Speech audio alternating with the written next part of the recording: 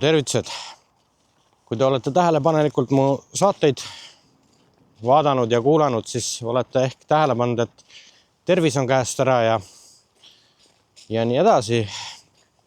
See tegelikult on alguse saanud sellest, et mul on istuv töö.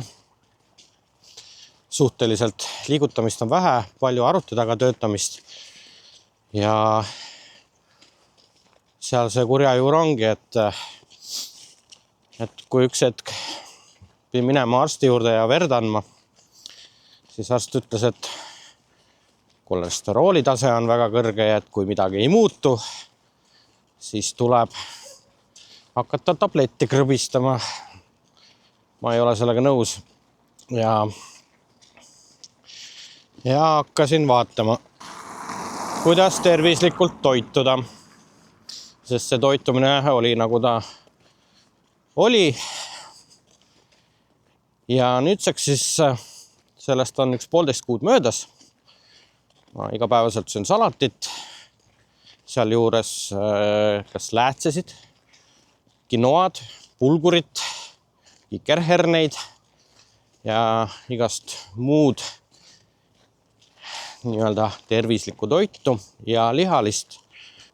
Lihalise siis poole pealt kas üldjuhul punast kala, veiseliha või kana vaheldumisi ja käin oma tütrega jalutamas peaaegu iga päev. No, päris iga päev ei jõua, aga proovime ikka seda iga päev teha. Täna, mis meil kell on? 20.09. 8 läbi 10 minutit.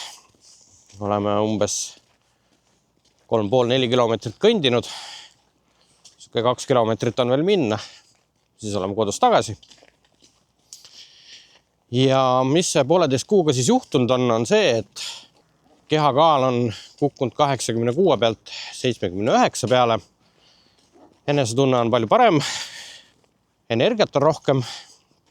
Ja püksid, mis mul ei läinud pool aastat üle tagumiku jalga, läksid reedel probleemideta jalga, nii et